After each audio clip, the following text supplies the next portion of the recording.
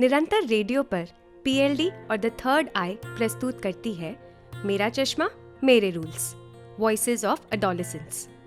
ये series zoom call पर हुई हमारी बातचीत का हिस्सा है, जहां मैं माधुरी और कनिका बहुत ही मजेदार एडोलेसेंट लाइफ्स माने किशोरा अवस्था में झूल रही इन आवाजों से मिले। तो सबसे पहले एपिसोड में मिलते हैं मुस्कान और सौम्या से, जो बताती है मेरी सुरक्षित जगह कहाँ है। वो कौन सी जगह है जहाँ बड़ा होना, ग्रोइंग अप हमें सुरक्षित लगा, या वो जगह जो 18, 19, 20 वर्ष की उम्र में अपनी खुद की लगी, जब हमने इन एडोलेसेंट माने किशोरा अवस्था की लहर पर गोते लगाती मुस्कान और सौम्या को पूछा कि आपके लिए सेफ स्पेस, आपकी खुद की जगह जहाँ खुल के कुछ भी कर सके, बना सके, वो क्या है। तो उन्होंने ये कहा, और सबसे खूबसूरत बात है कि हमारे गांव में हमारा लाइब्रेरी है, और इस बात की मुझे बहुत ही खुशी है कि शायद कहीं ना कहीं इस लाइब्रेरी की नींव मैंने ही रखी है। नाम मुस्कान, उम्र 20 वर्ष, गांव समस्तीपुर, राज्य बिहार, लाइव लोकेशन बाल पुस्तकालय। मैं तो इस लाइब्रेरी में मतलब क्या बोलूं मैं खुद यहाँ पे जैसे दो दूसरे बच्चे आते वैसे मैं भी यहाँ पे बच्ची हूँ, और जो भी एक्स्ट्रा बच्चे आते हैं उनके साथ मैं जुड़ती हूँ, उनके साथ मैं पढ़ाई मतलब पढ़ती भी हूँ किताबें। एक दिन पहले ही मैं एक किताब पढ़ के आती हूँ, या फिर एक गेम प्लान प्लान करके आती हूँ, कुछ एक्टिविटी प्लान करके आती हूँ घर से, फिर उसको मैं उनके साथ करती हूँ। बट शुरुआत का 1 घंटा मैं उनको किताबों से जोड़ती हूँ। वो आप किताब पढ़िए, या फिर आपको किताब से जरूरी चीजें लिखनी है तो आप लिख सकते हैं उसको, या फिर जो भी करनी है आप वो कर सकते हैं। मुस्कान ने बताया कि वो इस लाइब्रेरी में कोविड के दौरान जुड़ी थी और तब से लेकर आज तक यहाँ पर वॉलंटियर है, पढ़ती भी है और पढ़ाती भी है। क्षमता एक मेरा सपना था कि मैं उधर आके रहूं, मैं क्षमता को समझूं, तो इसी एक लगन के साथ मैं इधर आई। नाम सौम्या, उम्र 18 वर्ष, शहर ठाणे महाराष्ट्र, लाइव लोकेशन क्षमता शेल्टर होम।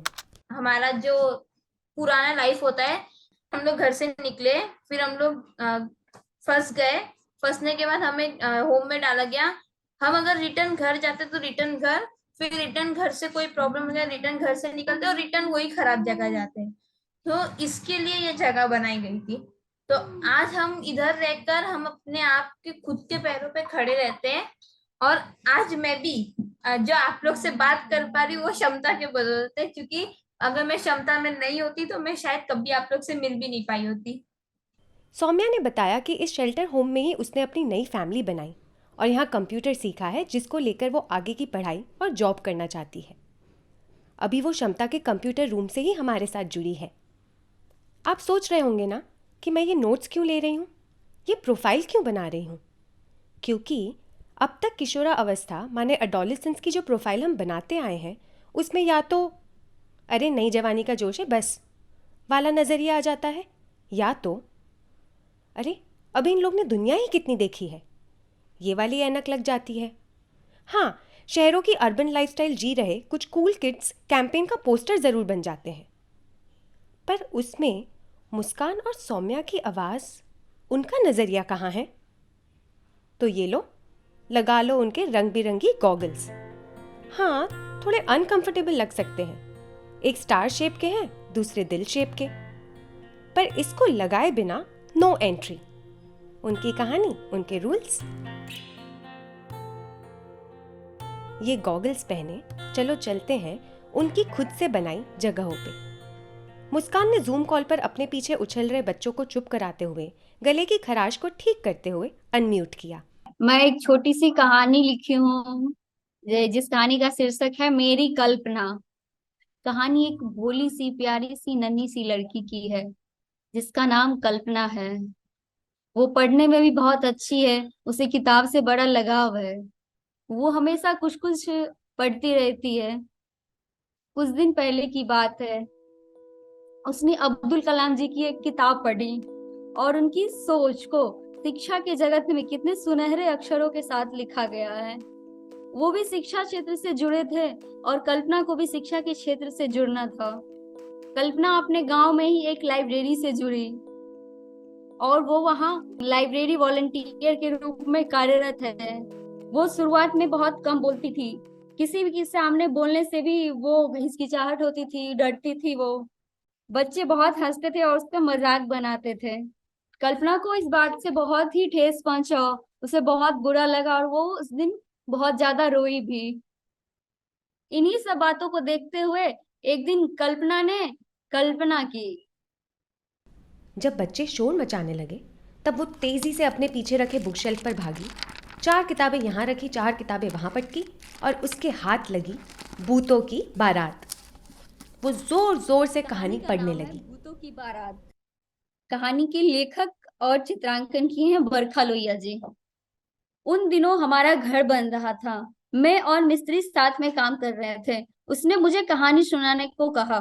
धीरे धीरे कुछ पॉइंटोस्टा बच्चों का करके ध्यान एक गांव था। कल्पना की ओर हो 5 साल चला। का गांव अब था। सारे गांव बच्चे से लोग थे कल्पना के वहां। इर्द गिर्द मुंह वहां खोलकर का बैठ गए। वही सन्नाटा छाया कभी हुआ था। हंसते, कभी कहानी के अगले कोई पड़ाव घर का से नहीं इंतजार निकलता करते, था। मानो जानवरों भूतों के की रहने बारात की कहानी से भूतों के निकलकर डर से। कल्पना के आसपास बैठी हो। मेरी कहानी खत्म होते ही मिस्त्री जोर जोर से हंसने लगा। मैंने गुस्सा से पूछा, इसमें हंसने वाली क्या बात है?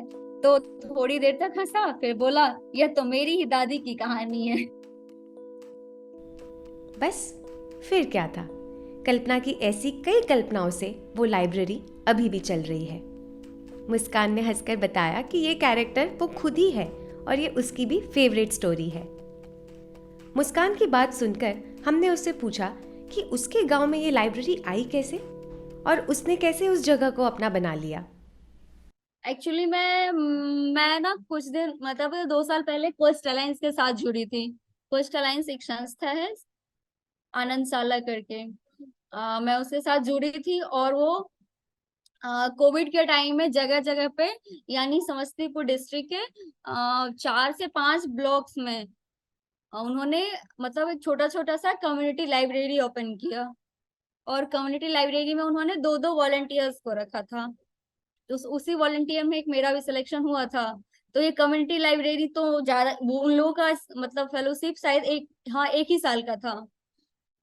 तो ऐसा हुआ कि फिर 1 साल के बाद तो ये उन लोगों का काम खत्म हो जाता, फिर वो लोग यहाँ से चले जाते। लेकिन ये काम इतना अच्छा सभी को लगा, हमारे गांव में भी और सभी लोगों को भी। और हमारी लाइब्रेरी की जो हेड मैम है अनीता मैम, सब उन मेन उनका और उनके हस्बैंड श्री उज्जवल जी, उन्होंने ही इस लाइब्रेरी को खोला है। और मैं तब से इस लाइब्रेरी में काम करती हूँ। और यहाँ से मतलब मुझे मतलब पैसा बहुत कम मिलता है, तो बार बार लोग पूछते हैं कि क्या तुमको यहाँ पे काम करती हो, तुमको यहाँ पे क्या मिलता है, क्या करती हो तुम? तो मुझे शर्म नहीं आता है बताते हुए कि हाँ हमको इतना पैसा मिलता है। तो मैं बता देती हूँ, फिर वो सामने से बोलते इतना कम मिलता है, तो मैं बोली मैं कितना कुछ सीखती हूँ, आप वो तो देखो, मेरे पैसे पे क्यों जा रहे हो? जब गांव में एक कम्युनिटी लाइब्रेरी लाने का एक लंबा सफर रहा तो अपने लिए इस जगह की मांग करना कि मैं यहाँ पर घंटों बैठूंगी, वो भी खुद में पहाड़ जैसा था। ऐसा मुस्कान ने बताया। हाँ, मेरे साथ हुआ था। एक्चुअली मैं जब लाइब्रेरी ज्वाइन की थी ना, तो मतलब हमारे गांव के लोग बोलते थे कि क्या मतलब कहाँ मतलब भेज रहे हो। ऐसा होता था स्टार्टिंग में कि मुझे कभी कभी ना अपने गलसिंहसराय से ना समस्तीपुर जाना पड़ता था। तो मैं जाती थी तो बोलते थे एकदम रात हो जाता था लौटते लौटते कभी कभी। तो आसपास के लोग बोलते थे कि क्या मतलब आसपास क्या, मेरे घर के खुद के मतलब होते ना, घर के कुछ पड़ोसी होते हैं, वही लोग बोलते थे कि क्या कहाँ भेज मतलब क्यों भेजते हो, लड़की है, ये है वो है, आपको घर में रखना चाहिए। अपने गांव तक का बात था वो, ठीक है। वो सिर्फ लाइब्रेरी में ही नहीं पर अपने गांव से 5 किलोमीटर दूर नगरगामा में भी पढ़ाने जाती थी। वो खुद जो लाइब्रेरी से सीखती वो जाकर सिखाती। इसीलिए अब वो धीरे धीरे टीचर बनने का ख्वाब देख रही है। और पता है, लाइब्रेरी ज्वाइन करने के बाद मेरा एम्बिशन भी चेंज हो गया। मैं पहले बैंक में काम करना चाहती थी और मैं लगभग 1.5 साल तक बैंक का पढ़ाई की, लाइब्रेरी ज्वाइन करने के बाद भी। सबसे चीज मैं देखी हूँ कि टीचिंग के लाइन में लर्निंग बहुत ज्यादा है। और ऐसा होता है ना, बार बार हमारी चीजें मतलब प्रैक्टिस होती रहती हैं। जैसे अभी मैं लाइब्रेरी ज्वाइन की, उससे पहले स्कूल में जाती हूँ। लाइब्रेरी में तो उतने छोटे बच्चे नहीं आते थे जिनको अ से क ख ग घ से शुरू करती हूँ। लेकिन स्कूल अभी जा रहे हैं तो वहां पे उन बच्चों को क ख ग घ से पढ़ाती हूँ। मैं बहुत ज्यादा मतलब बहुत सारी चीजें बच्चों से भी सीखी हूँ। अजीब खुशी मिलती है। जैसे कभी कभी लगता है मैं अब बहुत बड़ी हो गई हूँ। घर में भी लोग बोलते हैं कि यार अब ये इसकी उम्र 20 से ऊपर हो गई है। ऐसे नॉर्मली गांव में 20 से ऊपर जो भी होती है लड़कियों की शादी कर दी जाती है। तो घर में बोलते हैं, लग रहा था अरे मैं तो बड़ी हो गई हूँ, लेकिन स्कूल जाती हूँ तो ऐसा नहीं लगता मैं बड़ी हो गई हूँ, मैं भी बच्ची ही हूँ। मम्मी पापा को आके बोलती हूँ, मम्मी पापा बोलते हैं नहीं तुम्हारा शादी नहीं करेंगे अभी। हम बचपन में यूं ही कह देते थे ना, बड़े होके टीचर बनूंगी। पर मुस्कान की बात सुनकर लगा कि उसने कैसे इसे नया आकार दे दिया। पढ़ाऊंगी क्योंकि सीखने को मिलेगा। उसकी सेफ स्पेस में वो सिर्फ किताबें ही नहीं पर खुद को भी पढ़ रही है। मैंने पूछा, अच्छा फिर ये जो आसपास वाले ताने मारते हैं उससे कैसे बचती हो? वो बोली, बैठे रहो घंटों लाइब्रेरी में। मुझे बहुत अपनापन महसूस होता है, मन ही नहीं करता यहाँ से घर जाने का। अभी तो मैं नगरगामा जाने लगू, इसलिए इसलिए मैं यहाँ पे तो थोड़ा सा गैप हो गया है। मैं पूरे दिन उधर ही रह जाती हूँ और फिर घर पे भी अपनी पढ़ाई करती हूँ। नहीं तो मैं अपनी पढ़ाई भी यहीं पे आके, मैं 9 बजे से यहीं रहती थी। फिर मैं थोड़ी देर के लिए घर जाती, यहीं बगल में घर है, फिर खाना खा के फिर तुरंत आ जाती थी। इतना कहने के बाद मुस्कान फिर म्यूट पे चली गई। जूम की छोटी विंडो में दिख रहा था कि कोई उससे किताब में एक डाउट पूछने के लिए आया था। अपनी किशोरा अवस्था की लड़ाई, सपने, समझ, सबकी चादर मुस्कान ने समस्तीपुर की इस कम्युनिटी लाइब्रेरी पे बिछा दी थी। उसका अपनी लाइब्रेरी से लगाव देखकर सौम्या ने खुद को अनम्यूट कर लिया और कहा, दी, जो इसके लिए पुस्तकालय है ना, वो मेरे लिए क्षमता है। क्या मैं क्षमता की कहानी सुनाऊं? तो अब 17 साल की सौम्या की बारी थी हमें अपनी जगह लेकर चलने की।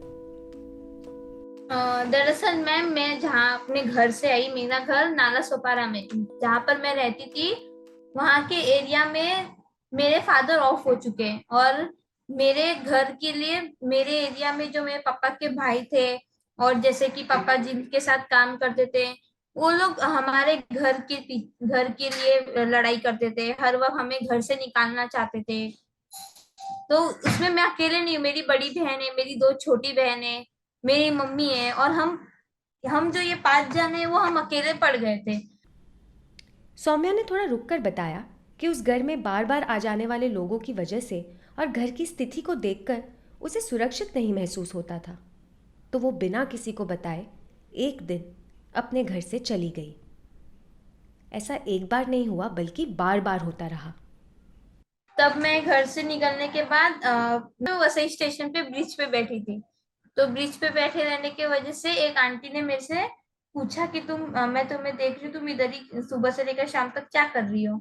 तो मैंने उनको बताया कि मैं गुम हो गई। मैंने उनको नहीं बताया कि मैं घर से निकली। तो उन्होंने मेरे को पुलिस स्टेशन में बोल बताया। तो पुलिस वालों ने मुझे भिवंडी में डाला। फिर उसके बाद फिर धीरे मम्मी को मालूम पड़ गया कि मैं किधर, पर मुझे नहीं जाना था वो सोसाइटी में फिर से, कि मेरे साथ वही सब होगा फिर से जो पहले होता था।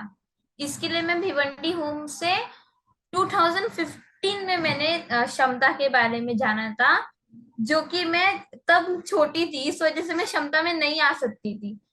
उस टाइम पे मैंने हॉस्टल में जाके अपनी पढ़ाई पूरी करने को सोची।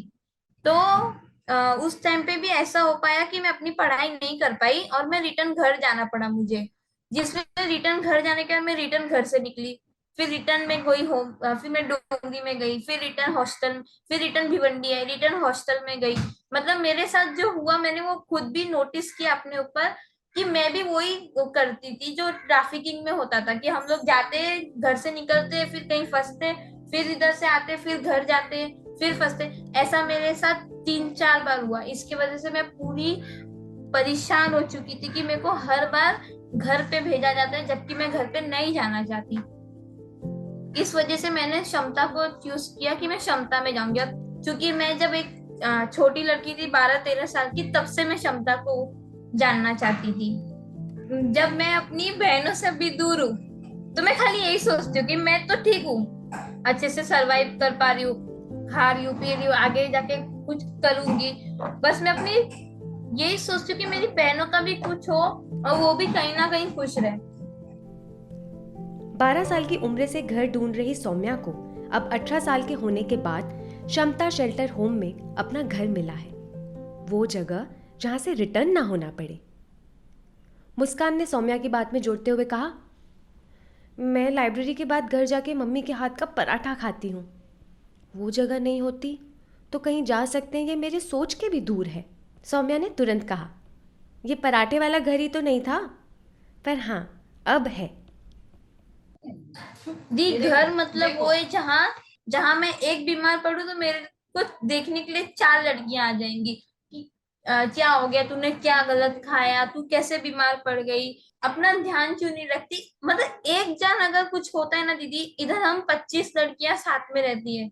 हम 25 लड़कियों में जो हमारा ये टीम वर्क होता है ना दीदी, कभी ऐसा नहीं होता था कि तूने ये किया तो मैं पीछे हट जाऊंगी। अगर एक जन गलती करता था तो दूसरी उसकी सपोर्ट करती थी कि हम सब लोग ने मिलकर गलती किया, इसको अकेले को सजा नहीं मिलनी चाहिए। मेरे घर में जो होता था वो इधर नहीं होता था, इस वजह से मैं अपने आप को सुरक्षित महसूस करती थी कि हाँ मैं बाहर आती जाती हूँ। अभी कुछ ही दिनों में 10th भी कंप्लीट होगी और मैंने इधर बहुत मस्ती किया है। एज एन एडोलेसेंट इस तरह भी घर या फैमिली बनती है? मैं ये सवाल सोच ही रही थी कि सौम्या ने मेरा बुलबुला तोड़ते हुए कहा, तो मैं इसको हैप्पी फैमिली नहीं बोल सकती, क्योंकि एक न एक दिन छोड़ के जाना है, फिर बहुत दुख होएगा जाने पे कुछ पलों के लिए, क्योंकि मैं इधर ज्यादा नहीं रह सकती। मुझे एक से अभी अभी कुछ ही दिनों में अगर मुझे जॉब लग गया तो मुझे फिर छोड़ दिया जाएगा मेरे थोड़े पैसे जमा होने के बाद। ऐसा घर जहाँ सुरक्षा है, लेकिन ये भी पता है कि ये बस कुछ समय के लिए ही है, यहाँ बार बार लौट कर नहीं आ सकते। और फिर इसी के भीतर फ्रेंडशिप्स, उसके कॉम्प्लिकेटेड धागे, उसका बार बार बनना बिगड़ना। इस पर सोच बनाते हुए सौम्या ने ये कहा, दीदी जैसे कि अभी कोई हेल्प चाहिए तो मैं सबकी हेल्प करती हूँ, क्योंकि हम साथ में रह रहे हैं और हमें एक फैमिली की तरह रहना है, ना कि फ्रेंड्स की तरह। क्योंकि दीदी फ्रेंड्स की तरह रहने में क्या होता है, ये मेरी फ्रेंड है, ये मेरे पास ही रहेगी, उसके अलावा किसी और के पास जाएगी ही नहीं। इस वजह से मैंने कभी फ्रेंड नहीं बनाई, क्योंकि मैंने इधर ऑब्जर्व किया था। हमारे इधर 2 गर्ल्स थी जो 1 साल से दोस्त थे, वो लोग जुदा हो गए थे, पर वो लोग इधर आके फिर से मिल गए। तो उसके बाद जो लड़की उधर से आई वो बोलने लगी कि अब मेरी फ्रेंड मेरे साथ ही रहती है, दूसरे किसी के साथ नहीं बात करेगी। तो वो अपनी फ्रेंड से भी झगड़ा करती थी कि तू उससे क्यों बात करती है, उसके पास क्यों जाती है, तू उसके पास जाके मेरे को भूल जाएगी, ये वो। तब भी से मैं फ्रेंड्स के प्रति तो और वो हो गई कि हाँ मैं फ्रेंड्स बनाना ही नहीं है, जो बनाना है इंसानियत के नाते साथ में रहना है, साथ में जीना है, ना किसी का फ्रेंड बनना है कि तू मेरी है मैं तेरी हूँ। इस सोच के साथ अपना हर दिन बना रही सौम्या शेल्टर और होम, माने आश्रय और घर, इन्हें कभी अलग अलग देखकर, कभी साथ में देखकर, उन्हें टटोलकर, उनसे खेलकर, झगड़कर, लड़कर, अपना रास्ता बनाकर दोनों का आईना बहुरूप कर रही है। शेल्टर होम एक शब्द कहाँ है? सौम्या की स्क्रीन में बार बार उसकी सहेली झांकती हुई नजर आई। वहीं मुस्कान की स्क्रीन पर कुछ बच्चे झांकते हुए नजर आ रहे थे। इससे पहले कि वो अपनी अपनी जगह पर वापस लौट जाएं, मैंने उनसे पूछा, आप क्या चाहते हो? जवाब आया, यहाँ पे बहुत सारे बच्चों को जुड़ते हुए देखना चाहती हूँ, ताकि मैं कभी भी कहीं से भी बोलूं आंटी को कि आज हमें अपनी लाइब्रेरी देखना है, तो मैं इसको पूरे अच्छे सजे हुए तरीके से देखना चाहूँ, जैसे मैंने अभी अपनी लाइब्रेरी को रखा हुआ है। हम अपने आप से अगर हम अकेले भी रहेंगे बिना शादी किए या कभी किसी से मिलेंगे भी, तो हमें किसी चीज का रोक टोक नहीं रहेगा, हम अपने मर्जी से कुछ भी कर सकते हैं। मैं अपनी जिंदगी ऐसी चाहती हूँ। और इन्हीं कई सारी चाहतों और कल्पनाओं से बने हैं ये एडोलेसेंट लाइफ्स। मुस्कान और सौम्या इसे अपने तरीकों से डेकोरेट कर रहे हैं। ये उनके खुद से बनाए उनकी ज़िंदगी के पोस्टर्स हैं, जहाँ अपने गांव की कम्युनिटी लाइब्रेरी से दुनिया घूमना और अपने लिए एक शेल्टर होम ढूंढना इस जिंदगी का हिस्सा है। जूम कॉल खत्म होने पर अब ये मेरी कल्पना का भी हिस्सा था कि वो दोनों कहाँ कहाँ क्या करने लौटे होंगे।